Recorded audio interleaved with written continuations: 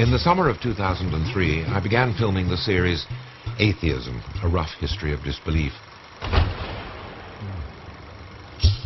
As part of the process, I talked to a number of writers, scientists, historians, and philosophers. Having secured their cooperation, I was very embarrassed to find that a large proportion of what went on ended up on the cutting room floor, simply because the series would have lasted 24 hours otherwise. Well, as it happens, the BBC agreed with me that the conversations were too interesting to be junked. And with these 6 supplementary programs, they've made the extremely unusual decision to go back to the original material and to broadcast at length some of the conversations which I had. Conversations with people such as the English biologist Richard Dawkins, the American philosopher Daniel Dennett, the Cambridge theologian Dennis Turner, the American playwright Arthur Miller, the English philosopher Colin McGinn, and the American Nobel Prize-winning physicist Stephen Weinberg.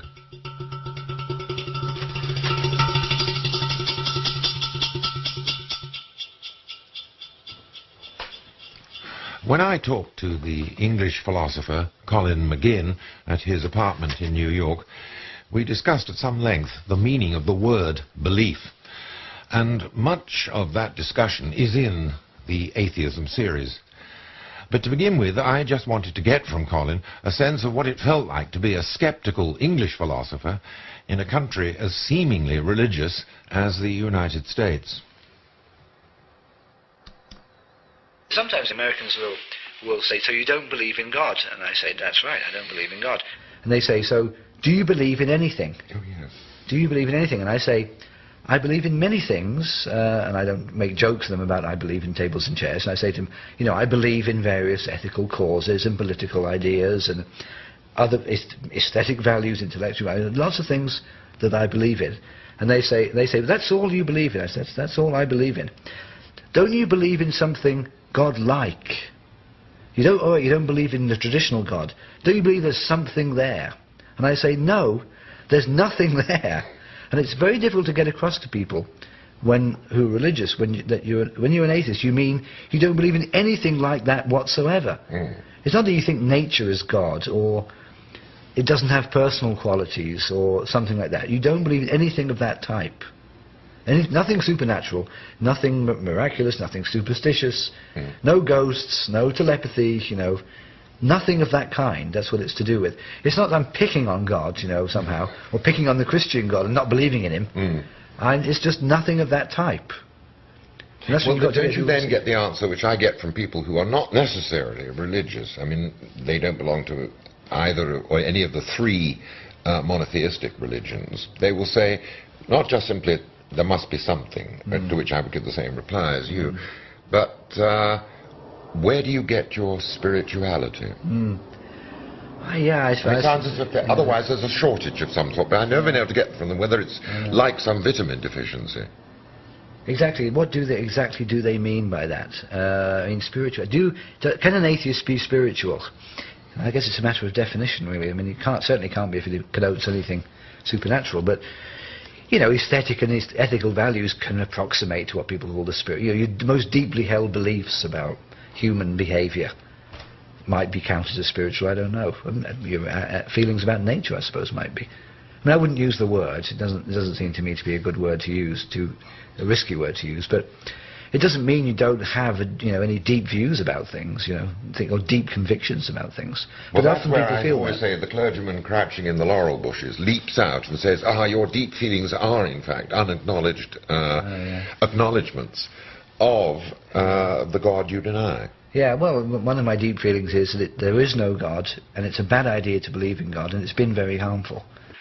So if that reflects my belief in God, well, that's a strange situation. That's one of my deepest convictions, is there is no God. Now, I happen to share Colin's conviction that there is no God.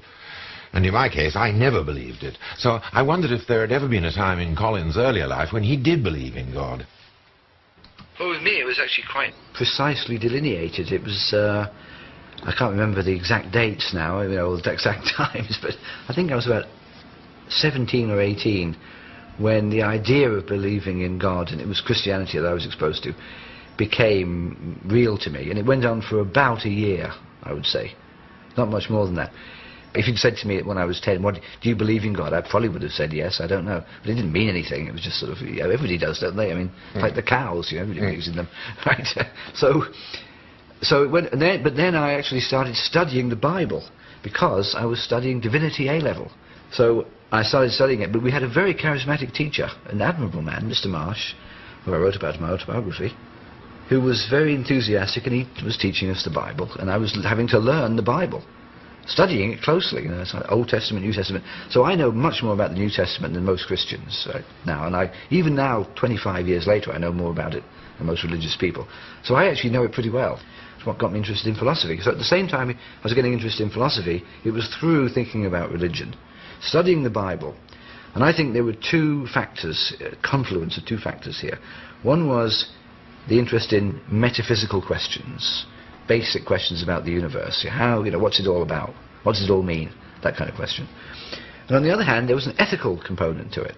Because you find in the New Testament, obviously, a very strong emphasis on ethical aspects of life. I was an idealistic teenager, and it was in the 60s, so that had a profound impact on me, the ethical side. And I was not brought up in a house where ethical ideas were particularly discussed, and it still has a profound impact on me, the ethical side of it. So those two things, I think, made me think there was more to life than the mundane realities that I'd been used to, living up there in Blackpool, with the amusement arcades and the pubs and fish and chip shops, and the freezing cold. And there was this idea of philosophical thought, metaphysical ideas, and then these high ethical ideals. A good combination, right? A good combination. So I got interested in it, and so for a period I was influenced by that. And I went to university studying psychology. And since I stopped studying the Bible, I wasn't seeing Mr. Marsh anymore for our divinity lessons. I kept it up a bit, and then occasionally would talk to people about religion, and it just sort of disappeared. And I remember going out, I remember sort of trying hard to keep up with it, going to some sort of religious meeting, and I just was sitting and listening, and I thought, this is a load of rubbish. I just don't think this is true anymore. And then I was reading Bertrand Russell, Why I'm Not a Christian, and in I don't remember the details, but in a pretty short time I just decided it was all wrong. And I also decided you could keep the ethical side and the philosophical side and jettison the rest. So Russell represented to me an alternative to religious idealism. It was a more, it was a secular idealism. So I realized you could have some of the aspects of religion which appealed to me, you could have without religion. And the bits that didn't appeal to me, like, the virgin birth, miracles, strange ideas about how the universe came around, the sort of bits it's very hard to believe, you could just cut those bits off and you could keep the good bits. So you get rid of the theological baggage of religion, and then you keep the sides of it that you like. And that's what I've done ever since. Basically the same thing. Was there any crisis in, as it were, unhitching the metaphysical and divine from the ethical to which you continue to subscribe? Not in my case, which is, I think it differs from other people's case. In Russell's own description of his fall from theism, he describes it as a deeply painful, traumatic, irrecoverable episode. He spent his whole life somehow dealing with it. Not with me. It was relatively easy. It just happened quite naturally. As I say in my autobiography, it's like shedding the skin when the skin comes off and you have a new skin and it seems fine. Was there a sense of relief as you shed the skin? No, I wouldn't say there was relief. I think there was disappointment. Oh. I would have liked religion to be true. I'd like it to be true, because I'd like there to be immortality. I'd like there to be rewards for those who've been virtuous and punishments for those who've not been virtuous. Especially the punishments would be good. There's no justice in this world, and it would be good if there was some cosmic force that distributed justice in the proper way that it should be. And it still is, to me, a constant source of irritation and pain that wicked people prosper and virtuous people don't. So there was a bit of disappointment about those aspects of it. But there was some exhilaration too. I mean, Russell has a description which I think is kind of appropriate of a feeling of a godless universe is a kind of exhilarating universe. Universe is something hygienic about it. There's something bracing about it. Whereas the idea that there's this sort of suffocating presence gazing at your every movement and thought, you know, and gauging everything you do, and it's a bit oppressive to think that way. Well, okay. Now here you are, the philosopher that you thought you might become. Yeah. You have now very fully become. Now, in your role as a philosopher, I'd love you to develop the arguments which were previously simply intuitional skin shedding. Yeah. Now be more systematic and surgical about it, and say why, in fact, the notion of a God. Well, incredible. The one set of arguments is the sort of no evidence arguments. Russell puts it by saying, there's no more reason to believe in the Christian God than the Greek gods. No more reason to believe. In other words, there's no positive evidence for it. I mean, there's no theory that you need to postulate God in to explain some natural phenomenon which can't be explained by some other theory. People sometimes will say, well, miracles were performed. There's never any good evidence that miracles were performed. The judgment that they were is usually based on a prior opinion that God exists rather than being an independent source for believing that God exists. So there's no evidence in terms of what anybody's ever observed. There's no fact about the world that can't be explained without postulating God. So there's no reason to believe in God, any more than there's any reason to believe in Zeus or any of the Greek gods. So that's on the side of whether there's any reason to believe it. There's the question now, are there reasons to disbelieve it? Are there any positive arguments against it? There are also some arguments for, like the ontological argument, when we talk about the ontological argument. Well, tell us what that argument is. The ontological argument. This is a very nice argument. Anselm of Canterbury thought of it. I think it must be in the 15th century. He argued that the definition of God entails that God exists. Now this would be a fantastic result, right, if that just the mere definition tells that God exists. So what's the definition of God? The most perfect conceivable being, or let's say the most powerful conceivable being is an equally good way of putting it. And then Anselm argues as follows. Well, suppose this most powerful or most perfect being did not exist, right? Then he would lack the attribute of existence. But the attribute of existence is one of the perfections, or one of the things which makes a being powerful. But since he is by definition the most perfect being, he must have the attribute of existence. Therefore, God exists. Right, so let's go over the argument again. Get the definition of God. How is God to be defined? Let's compare this with the unicorn. Well, how is a unicorn to be defined? A unicorn is a horse with a horn growing out of the middle of its head.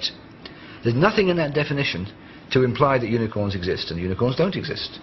But let's define God, right? An all-powerful, all-good, all-knowing being. Right? These are some of his characteristics. And everybody will agree that's the definition of God. So now one of the definitions is he's the most perfect being. One of his attributes is utmost perfection, unimprovable perfection. Okay, that's the definition of God. Now Anselm argues, but if God didn't exist, wouldn't he be less perfect than a being just like him in all those attributes, except that that being existed? Because to exist is to be more perfect than not to exist. It's better to exist than not to exist. God is as good as you can be, as superior as you can be, so he must exist.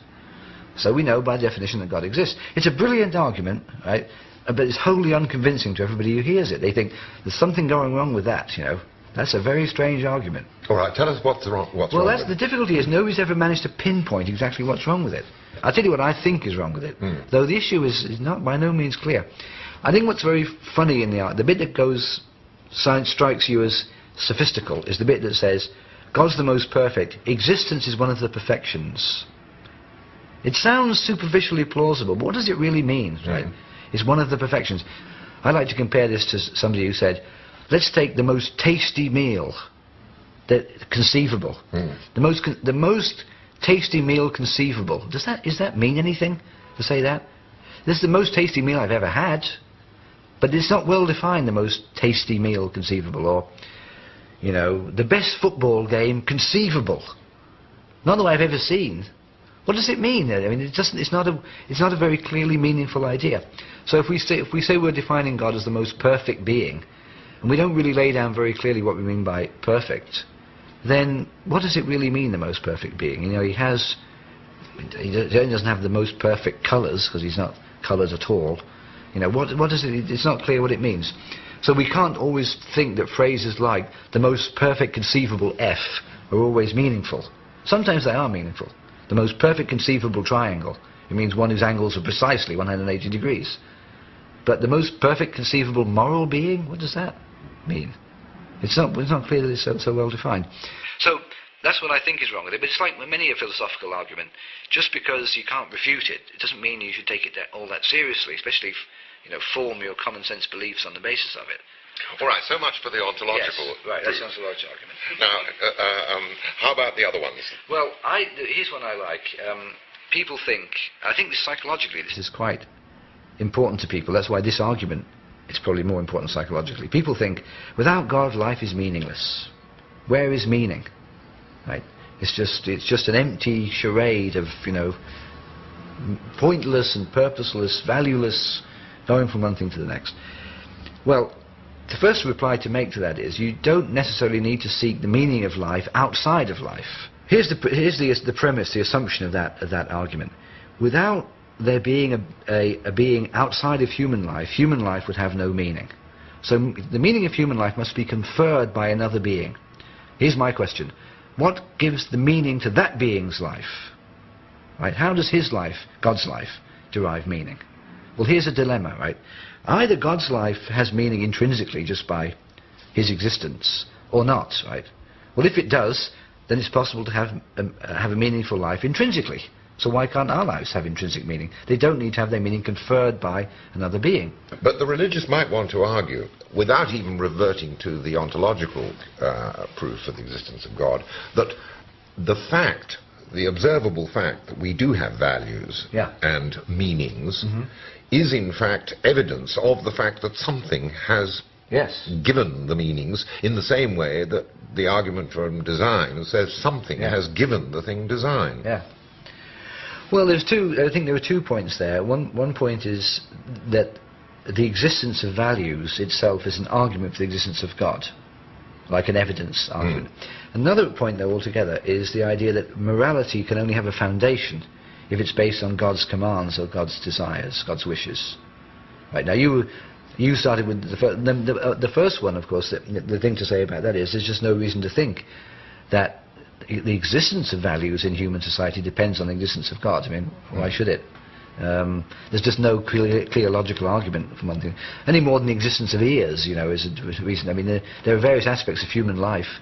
There's art, there's value, there's family, there's all sorts of things that we take to be valuable. Why does any of these require that we postulate God to explain their existence? A more worrying question for many people is they don't see that morality can have any foundation, can have any absoluteness, unless there's a God to certify it, legitimate it. You can see that point. It's a point that was discussed by Plato long ago in the Euthyphro argument. And he makes, well, I think Socrates makes a completely compelling case, a refutation of that argument. And it simply goes as follows. The argument, you see, goes like this. Suppose you take as a moral principle, it's wrong to steal. People say, now, why is that wrong? Why is it wrong to steal? Answer, because God says it's wrong to steal. God commanded that you should not steal. Okay. The point that Socrates makes in that dialogue is to say, well, how can God give this moral rule a foundation? Either the moral rule is itself intrinsically a sound moral rule, or it can't be given soundness and legitimacy from an external command. Suppose, for example, we had the rule, it's right to murder. And somebody said, that's not right. Murder is wrong. And somebody said in reply, but God says it's right to murder. That doesn't convince you that it's right to murder.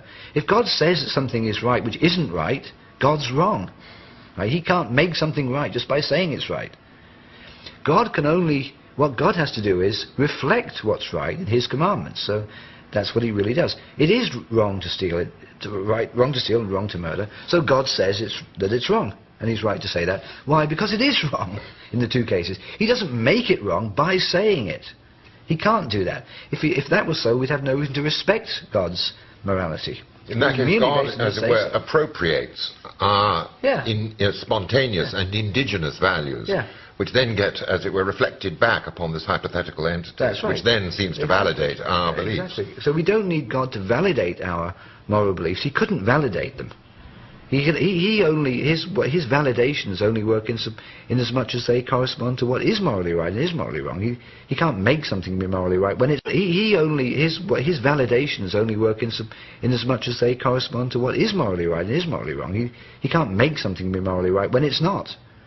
Another way to put it is, it can't be a matter of God's free decision or whim what's right and wrong. People can see that morality is what it is. They know what they ought to do. But human beings are weak.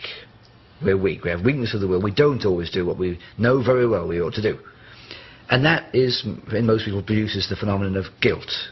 Guilt is a powerful negative force in people's minds. People hate guilt. Right? Guilt is a bad feeling.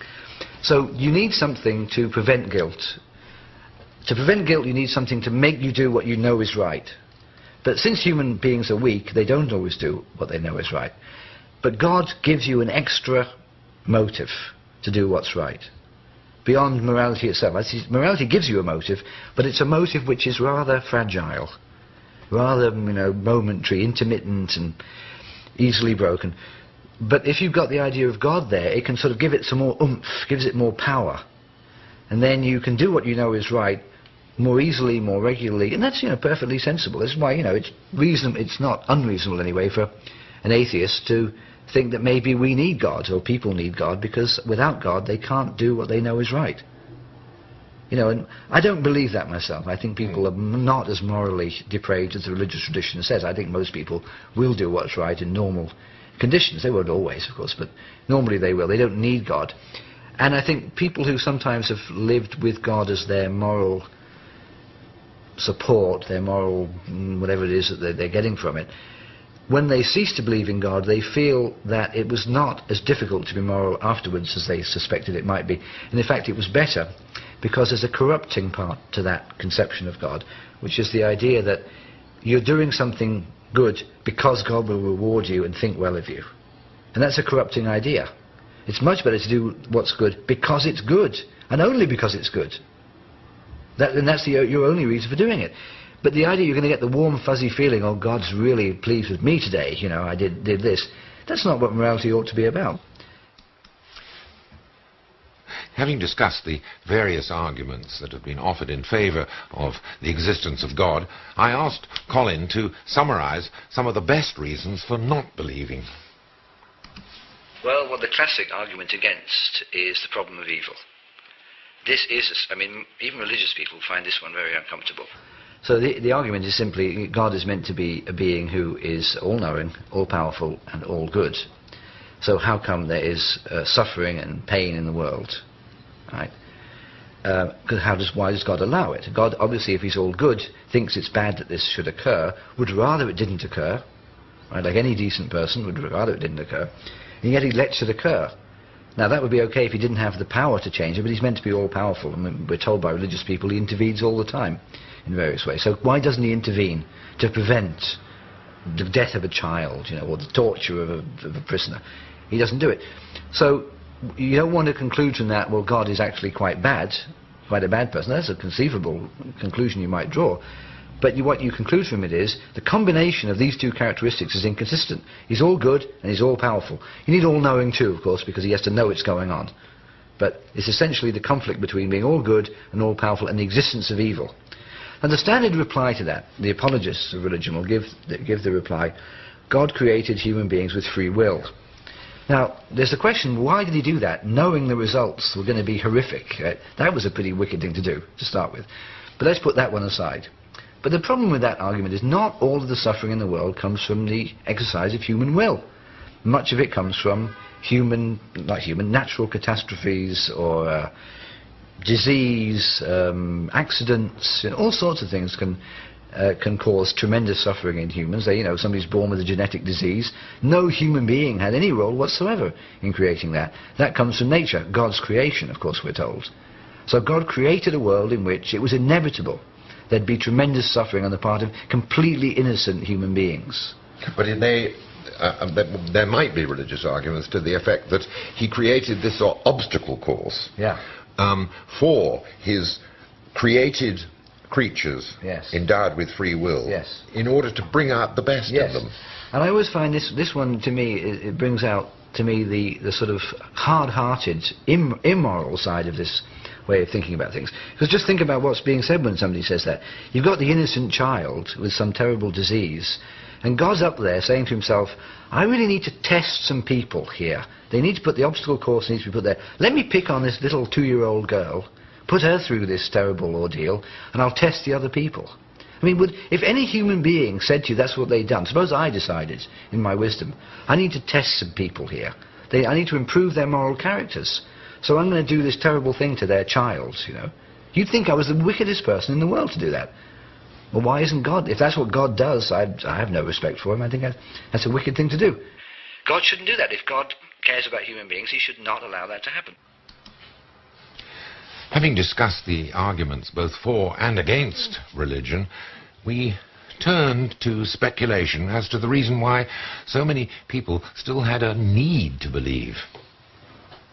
I don't think anybody has any very good ideas about why this is, especially why they believe in it to the extent that they do. What I would speculate about it is, I think it's less to do with the idea of death and survival of death and rewards in heaven and punishment in hell. I think it's a sort of cosmic loneliness. I think that's what's behind it.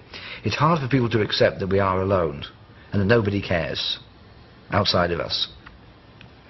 I think there's a kind of constitutive reason for that, which is human consciousness is essentially sealed off from other consciousnesses. Mine is sealed off from you. We only know each other indirectly through the symptoms of the body, and yet we yearn to be in contact with other people. Love is a lot to do with that. So we have this feeling that we are, as conscious embodied beings, somehow or other lonely in our essence, cut off in our essence. And that's a feeling which we struggle against. And you can see it in literature and so on, dealing with this theme. Frankenstein actually deals with it a lot. So we feel this sort of metaphysical, existential aloneness in the universe. And God is a wonderful antidote to that, because in the case of God, God, we feel, directly comes into our minds, and we're directly in contact with God. See, God doesn't know us through our bodies. God knows us intimately in our minds. And that satisfies a deep craving, I think, in the human soul, right, for communion with something outside the self. I'd just like to finish with one thing. Here you are, like myself, reluctant to use the word atheist to describe what we are. It's an accusation rather than, as it were, a conviction. In a country which, in fact, has become more intensely religious, do you find it difficult to uphold such ideas in the America of the 21st century? Let me say something about the first point, the label one has. Yeah, to be called an atheist, it's a negative view, and it suggests that one is a sort of professional atheist. You know, you spend your life arguing against God, which way Russell did. And I think that's a sort of an undignified and rather pointless procedure. Once you decide there isn't a God, you know, there's not much point in inveighing against it, unless you think huge harm is being done by the belief in God. But nobody spends their time trying to prove to others that the Greek gods don't exist. You know, you just decide that they don't, and that's the end of the story for you. So I like to distinguish atheism from anti-theism. Anti-theism is opposition to theism. I am an anti-theist because I believe that religion is harmful in human life. So I am an anti-theist. I'm not just an atheist who's somebody, my only values are that I don't agree with it. I'm actively opposed to it. But then I distinguish that from what I call post-theism or post-atheism, which is the healthy state of mind where you've put all that behind you. Now, we can't do that yet because there's lots of religion in the world and lots of bad results of it. But to me, the ideal society would be one in which the question of religion didn't really arise for people, or if it did, it wasn't a heavy question for them. They would say to each other, you know, those humans used to believe back there in 2003, some of them believed there was this God and he did this, others didn't, and they did TV programs about why they didn't. What a funny debate that was, you know. So it would be a post-theist society where it wasn't an issue.